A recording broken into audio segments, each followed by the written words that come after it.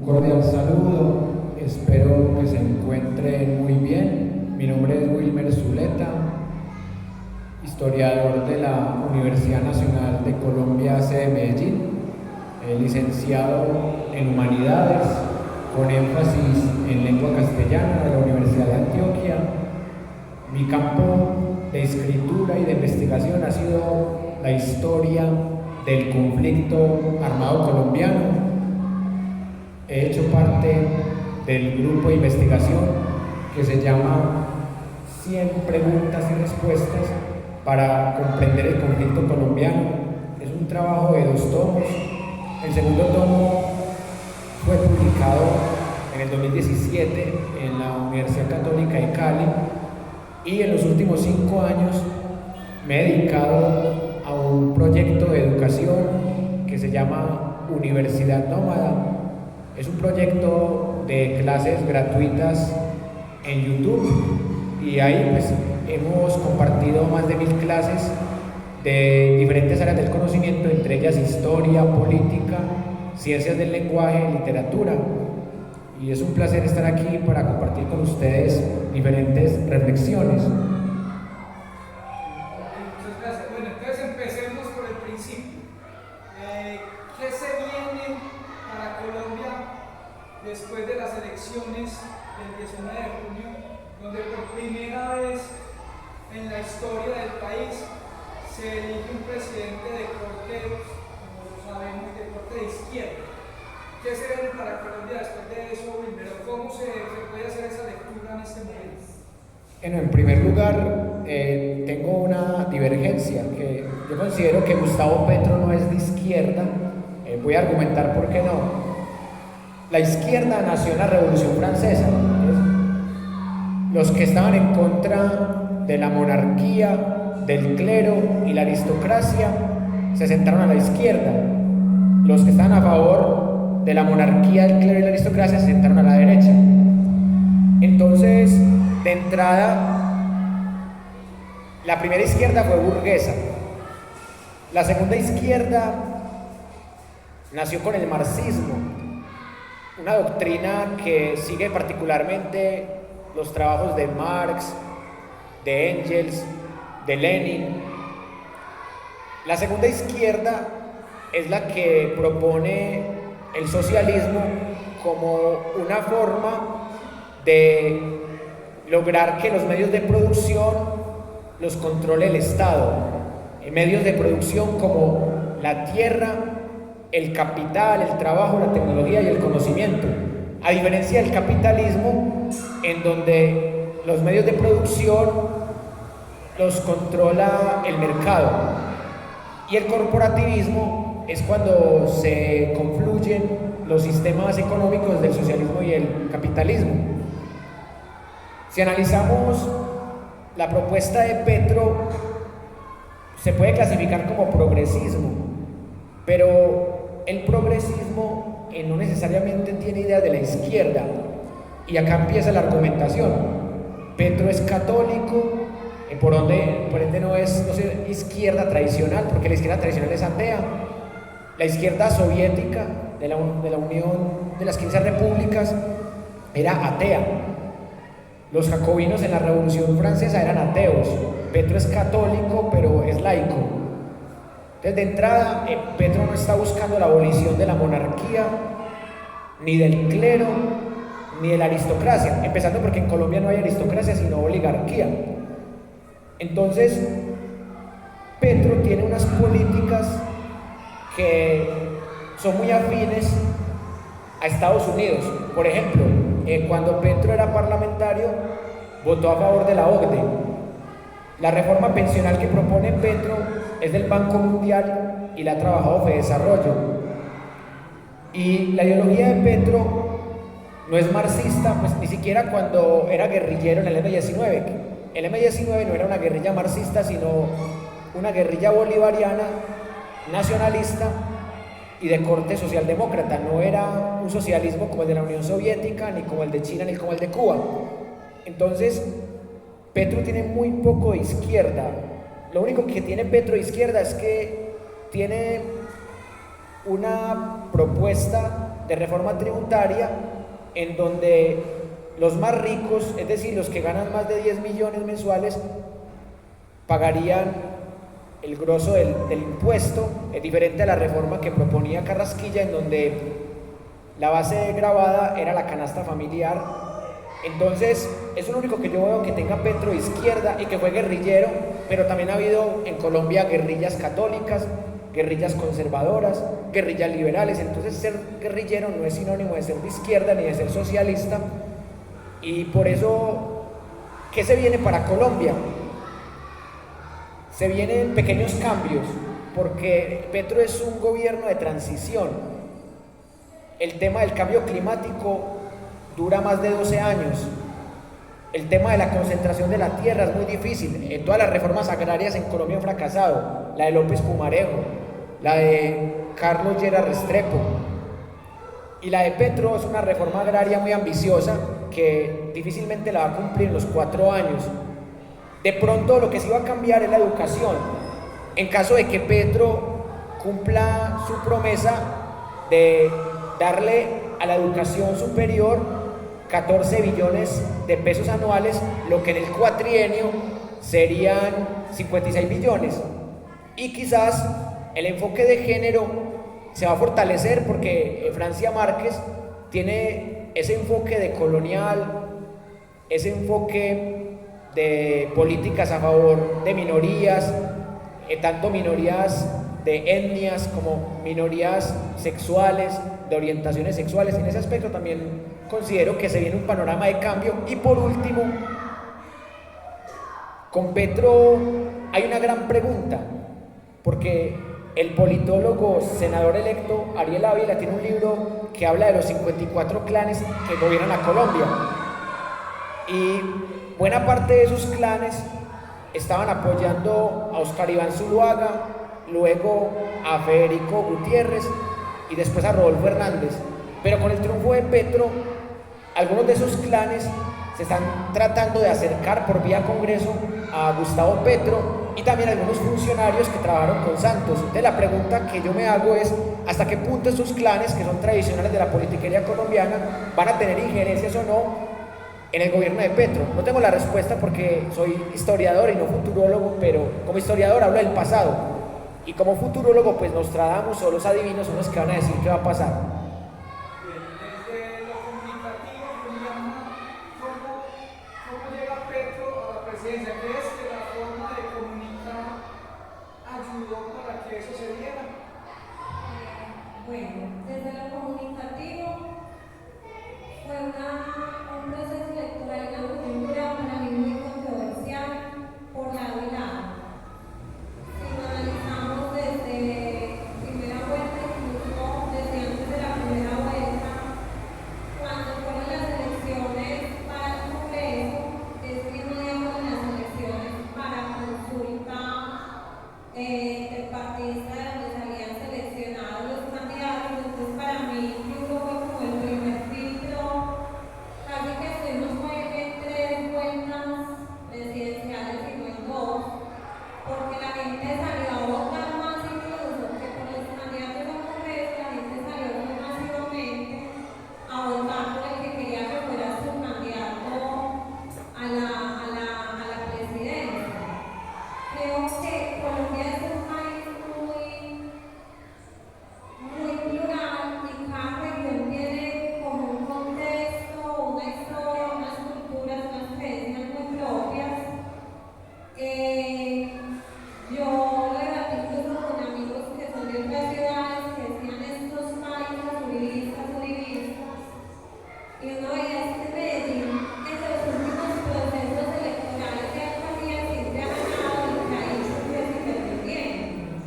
En Medellín el voto, la tendencia, a diferencia de Antioquia, pero Medellín ha tenido ese voto de los últimos años más crítico, y yo sentí que la gente salió a votar masivamente por fijo la consulta del movimiento de fijo, pues para cuál iba a ser el candidato. Fue más como un voto de opinión, como una razón mandada a la alcaldía, como una voz del ciudadano, decirle al alcalde hay cosas con las que no estamos de acuerdo con usted, y con la cual estaba haciendo ya una campaña muy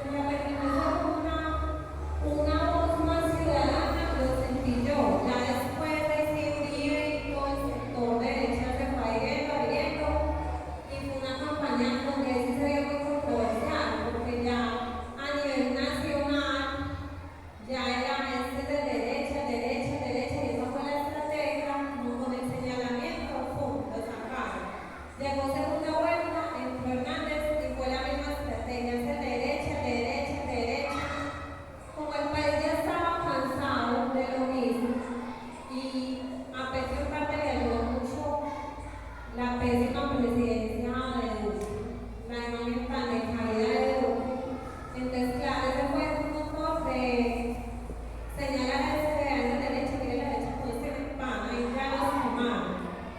Pero fue una campaña muy, como les digo, de lo comunicativo, muy controversial por lado y lado. A mí como mujer me disgustó mucho el trato, y yo hay que perjudicarme cuando dicen que viene un cambio a favor de las mujeres. Yo siento que esta campaña a mí me mostró que las mujeres, aunque Colombia, si usted habla con una abogada, Colombia es de los países que su constitución tiene más derechos y cuida más a la mujer, pero en la práctica hay un machismo tenaz y se vio en la campaña. Me pareció que fue una campaña demasiado misógina por lado y lado. Francia logró la vicepresidencia, pues llegar a ser la fórmula vicepresidencial, incluso de una manera con mucha presión de parte de la opinión pública, porque las mujeres fueron las que salieron a votar por Francia para que fuera la candidata pues a la presidencia por parte del pacto, quedó de segunda.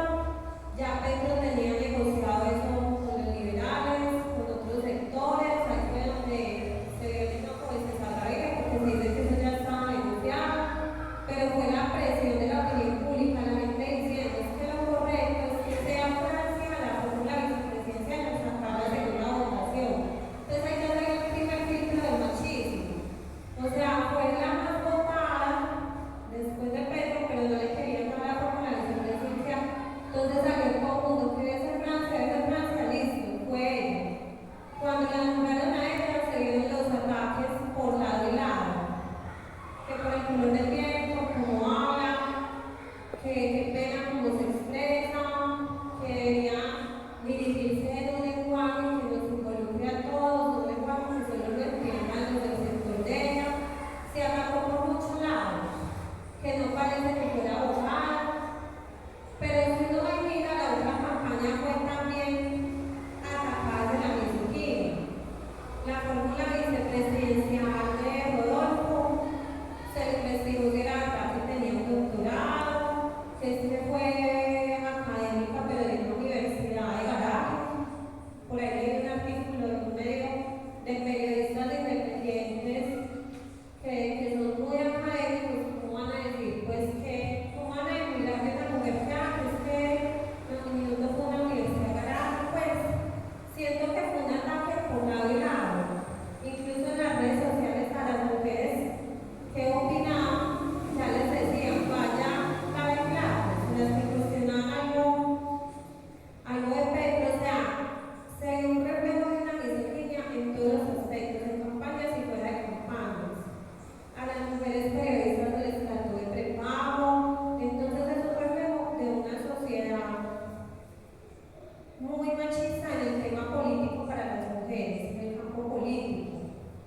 Entonces no sé este gobierno cómo irá a hacer, porque en el discurso uno escucha mucho sobre la inclusión a la mujer, pero en la práctica, que hubo en la campaña, se mostró que no hay una conciencia. Entonces es muy importante ser coherente en las palabras con las acciones.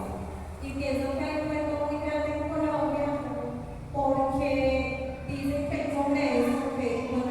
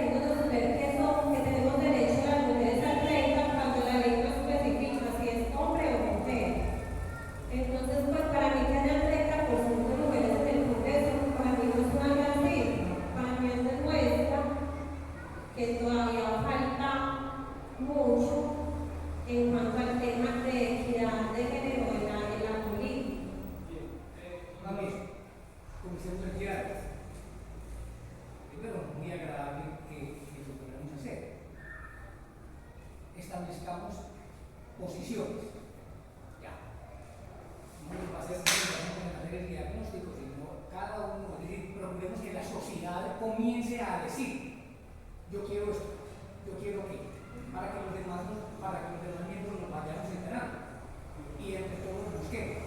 Entonces, que salgan de aquí posiciones.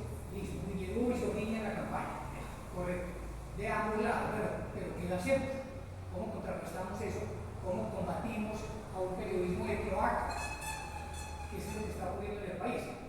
Es que posiciona a sus mismos, es decir, bueno, ¿qué participación hay de las mujeres? Que no sea mera aritmética, no es que el 50%, porque entonces nos dedicamos ya, la clase dominante colombiana es experta en el manejo politiquero y en el manejo de las elecciones, es experta. Entonces van a escoger 50 y 50, no necesariamente por meritocracia, porque no funciona la meritocracia. Pero ¿qué hacemos entonces? ¿Cómo planteamos? ¿Cómo planteamos la actitud de las mujeres en el manejo político de lo que debe venir en el país? Y es que el problema es ese, que muchas mujeres que pues, afirman ser feministas, por la misma emoción, yo siempre he pensado que uno debe mezclar a veces la emoción con la conciencia, porque entonces por la emoción, como las mujeres inicialmente apoyaron a Francia para que fuera la propia vicepresidencia, ya las mismas mujeres terminaron atacando incluso a la fórmula vicepresidencial de Bolo, que también era otra mujer. Por eso digo que había misoginia por todos lados, las mismas feministas